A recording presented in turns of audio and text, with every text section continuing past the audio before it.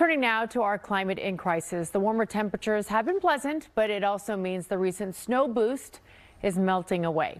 Scientists conducted their third Sierra snow survey so far this year, and here to give us the latest numbers is our meteorologist Vianey Arana. They just released those numbers a few hours ago. What do they say? They did, and you know, the warmer temps certainly have an influence on how quickly that snow melts, but the Sierra snowpack plays a crucial role, as you know, in our water supply during the spring and summer months especially. All of that will eventually melt, ending up in our rivers and our reservoirs. California has over 1,200 reservoirs. The two largest in the Bay Area are Shasta Lake and Lake Oroville. Now, they have been conducting the snow survey since 1941, measuring both the depth and water content. Today was at the Phillips Snow Course, one of 260 snow courses that are manually measured every winter, and here are the results.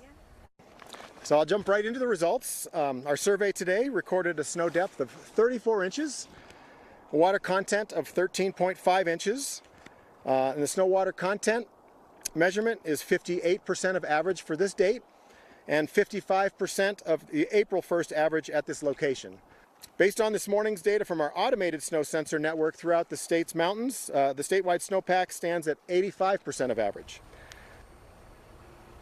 And he also talked about how quickly conditions can go from wet to dry, which we saw that play out. You know, we started January with an average of 106%, and then by the end of January, we dropped to 69% because of the lack of rainfall. Okay, so where are we now?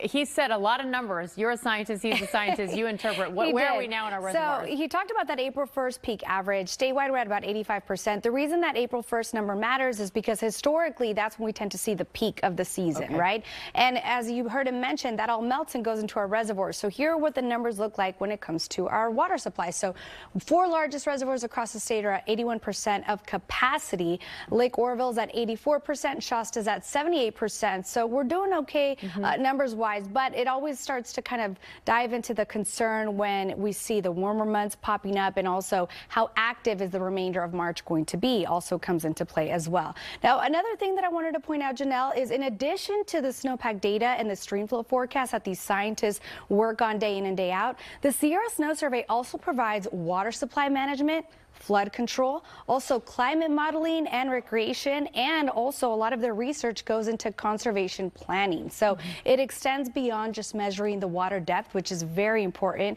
for the state of California. But really, all of these come into play, especially during the summer months when we start to see, you know, a decline in the storms and things like that. But we do, of course, have a colder storm coming in this weekend. So we'll see how that kind of hopefully adds a little bit more as far as inches to our mountains. Okay, thank you so much, Vianey. Have a nice weekend.